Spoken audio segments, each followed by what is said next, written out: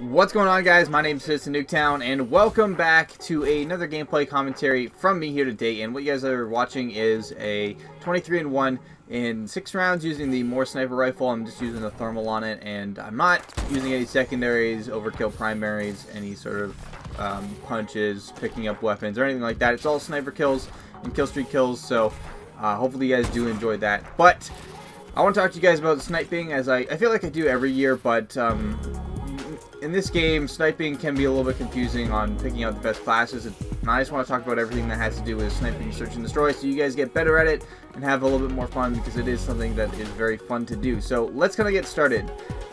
Sniping in search and destroy has always been fairly effective, and in this game it is no different. You can use sniping very effectively to get kills, and a lot of the pro players even have like sniper classes on, so they can get easy picks at the start of the game. And sniping has always been and will always be most beneficial at the start of each round, or kind of like the beginning of the game. Going to a certain spot, aiming down sight, and hoping that you pick someone who kind of goes in front of your path is the way that sniping has been most effective for the majority of Call of Duty games, and this one is no different. It is a little bit more difficult to use the snipers because of the movement abilities, as well as some of the quirks to each weapon, and it has become much more of a second primary in this game instead of having it as its main class.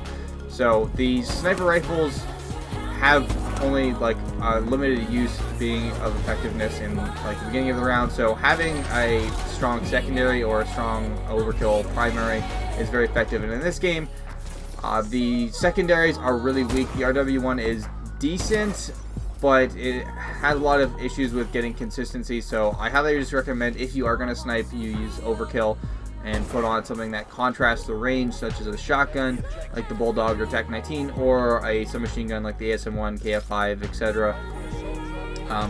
Those are what I typically use. Some people do like having a assault rifle. I don't think it works out the best, in my opinion, but that's just personal preference. Also, some other weapons that might work are like the SAC-3s, the Akimbo SMGs. So those work fairly effectively, and you kind of switch to that as soon as you've done like your initial rush. You want to have something that works a little bit more consistently. So overkilling with SMGs and sniper rifles is definitely the way to go, in my opinion. So give that a try. But when it comes to which sniper you think is going to be the best, there's only two kind of options that you can use to potentially get kills in the while you're playing. The links in the NA45 are completely awful, so you're kind of stuck picking the Atlas 20mm and the Moore sniper rifle. And for search and destroy, my preference overall, if you're confused, is going with the Atlas 20mm. I find it's a lot more consistent because the the body shot multipliers allow for one-hit kills in more areas.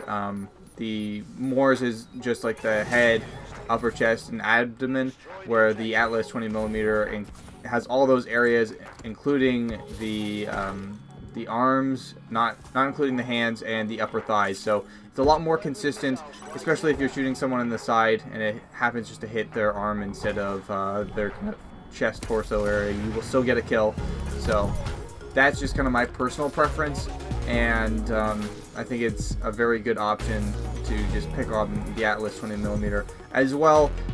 When you are kind of going for kind of long distance shots where you might want to look down sights the entire time that you're trying to shoot people, the Atlas kind of pulls the scope back and you might not see how many people cross, and it's not as effective in that way. I also find that the default scopes are misaligned, so you have to spend more points on it, where in an overkill class setup, you generally just want to spend points on making sure it's overkill, and then on the weapon itself, you don't want to put like too many fancy things on it, because it takes away from the class. So there's that, and I just find it's a lot better to use the Atlas 20mm in that way. So when it comes to different weapon variants, One thing that is kind of weird and different from what the gun stats show is every single weapon variant has the same one-hit kill areas for each weapon. So no matter if it's a silver bullet or the doctor, for the Moors it will still have the exact same one-hit kill areas, and it regardless of what kind of weapon variant it is. So just kind of pick something that shoots fast and preferably accurate over having something that has more damage, or quote-unquote damage. So the variants for the Moors that I'd recommend the most are the quick bolt, the slung, and the doctor. Generally, I think the doctor has a little bit too much sway, so if you like kind of hard aiming a little bit more, go with like the quick bolt, which is the variant that I'm using in this game. But those ones are kind of the best. And when it comes to the Atlas 20mm, I think it was like the Presto, the Hypersonic, and some other ones. I don't remember off by heart, but I'll leave the weapon stats in a link down below for every single weapon, so you can check them out yourself based on things like the Den Kirsten forum. So just give that a look around, and you'll actually find that there's not too much bonus towards some of the elite variants as you might have thought. So hopefully you guys did enjoy that video, and hopefully that teaches you a little bit about sniping in this game. But that's pretty much it for me. My name's Citizen Newtown, and I am signing out. Peace, guys.